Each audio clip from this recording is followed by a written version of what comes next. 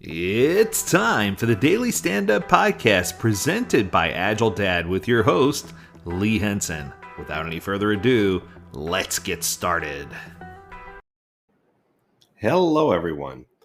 And today I wanted to talk to you about an article that someone sent me. So thanks for sending it over.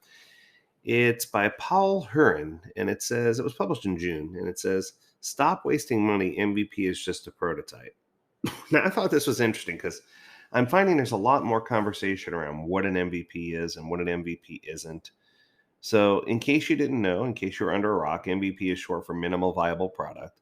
But the word product is where the confusion is really starting to kick in. And people just don't know how to define or where to draw a line or how to say something is a product. So, one of the things that I'm going to read this because this is interesting. The goal of an MVP is to validate critical assumptions about the product idea and get maximum validated learning with minimal effort. The value of the MVP is to learn as quickly as possible, minimize risk, and increase your chances of success by doing experimentation. Creating value for customers is not the goal of the MVP. That's because creating products, writing software, is one of the most expensive ways to verify a business model. If the assumption turned out wrong, then all the work performed over many iterations would be wasteful. I like that. The MVP should be a prototype and not a product. Bingo. I don't care if it's a paper prototype, alpha version, if it's just quick and dirty. I tell people this all the time. We need to put something out there to see how people feel. We need to put something out there to make sure what we're doing is possible. So, the example he goes on to use, my favorite example of a simple low cost MVP, is a landing page MVP. It's about creating a single web page that presents a non existing product. Notably, the user is not aware of this and should show interest in a product by paying for it in some form, optionally with money, or optimally with money, it says, but we can cancel a transaction, right? So I think the key here is validate key assumptions was the words that I used a few moments ago.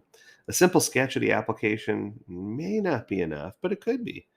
So key assumptions should be about a business model. So for example, things like customer segments or personas, unique value proposition, relationship with the customer, distribution channels, market demands. What are customers ready to pay for the product, and are they ready to pay for the product, right? So there's just so many good things out there for you to view that talk about the different types of MVPs that have been created. But I think because some people call it most valuable product, some people call it minimal viable product, some people call it minimum value product. I mean, I've heard it called so many things, right? So what I'm trying to say is we need to find a way to sort through and cut through all the chafe to get to where we're trying to go. And there's a couple of pages out there that really show all kinds of information. But the key is you're going to have a consistent short feedback loop to gather information and make pivots or adjustments. And he goes on to do these three definitions. Now, when I first saw these three definitions, I got to admit, I cracked up a little bit. But then after I read them, I was like, maybe he's going somewhere with this. So let's give you these three definitions. So first, he starts with MVP, minimal viable product. It says the goal of the MVP is to validate critical assumptions about the product idea and get maximum validated learning with minimal effort. It can be taught. It can be thought of as a vehicle to learn. Some prefer to call it minimum viable prototype. My favorite example of a simple, low-cost MVP is the landing page MVP, like we described before. This is on point. I get it. I'm in line, and I'm looking good. Then we have something called MMP. That stands for minimum marketable product. The MMP describes the product with the smallest possible feature set that addresses the basic needs of the initial users, the innovators and early adopters, and can hence be marketed or sold. This is the version of your product that aims to solve customer issues. The MMP is a tool to reduce time to market.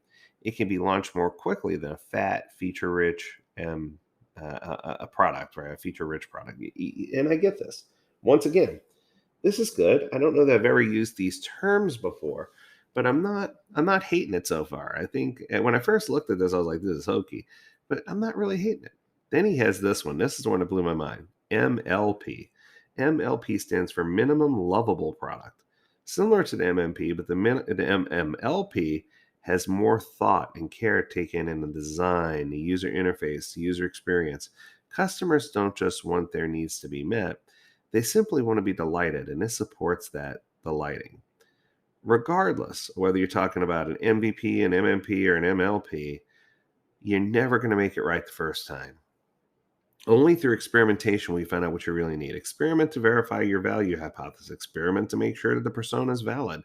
Make progress in small iterations or sprints and decide on further adaptations after each one.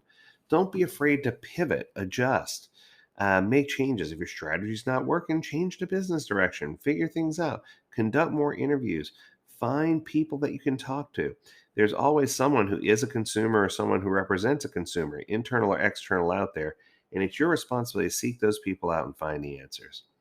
I hope you're having an amazing week. And if you have a topic you want us to discover, reach out to us. Learn more at agiledad.com. We'd love to learn more about your topic. As always, we encourage you to stay healthy, stay well, and stay agile, my friends. Until next time, do take care.